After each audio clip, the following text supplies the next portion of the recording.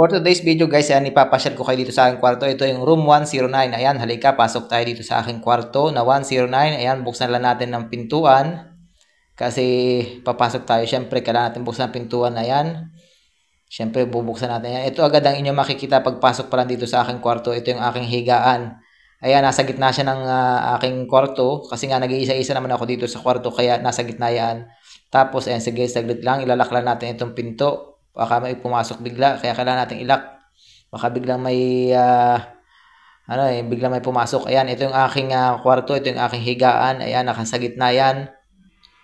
Nilagyan ko siya ng tabon kasi nga masilaw sa umaga.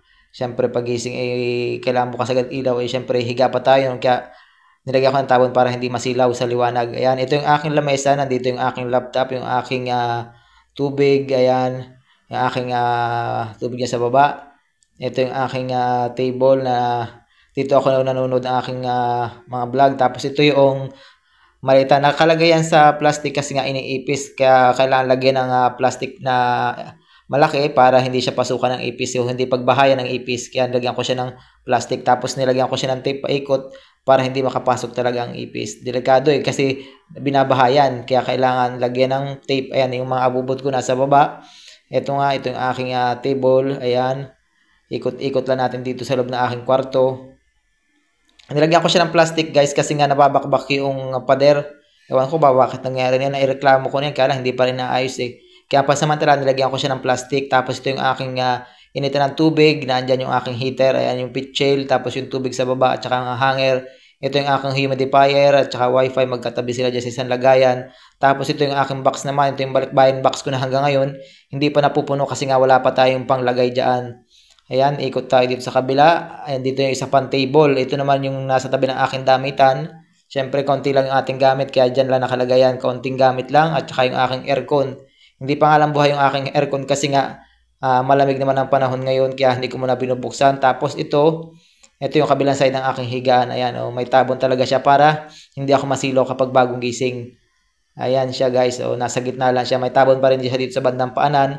Kasi nga yung sa humidifier ay maliwanag, kaya kailangan natin tabunan itong aking higaan para kapag nakahiga ako hindi masyadong nasisilaw sa liwanag. Ayan, ito yung aking table nga na nasabi ko na sa inyo. Diyan nakapwesto yan ang aking tubig habang namamahinga, nanonood tayo. Ayan, iikot ko kayo dito sa aking kwarto kahit wala naman nagtatanong kung saan ako nakatira at saka kung anong aking itsura na tinitirhan dito sa Saudi. Ayan ang itsura ng aking kwarto guys. Medyo malawak siya sa isang tao lang. Kaya maswerte ako kasi medyo malaki yung aking kwarto na kinalagyan. Tapos ayan, may lamesa pa ako dito na malaki. Kaya perfect para sa nag-iisang tao lang.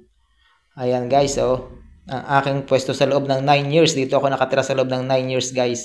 Mula 2015 hanggang ngayon, dito ako nakatira sa nag-iisang kwarto na to. Ay, yung mga kasama ko nag-alisan na, syempre ako nila natira. Kaya ito yung aking pwesto ngayon. Ako ngayon ay nag-iisa-isa na dito.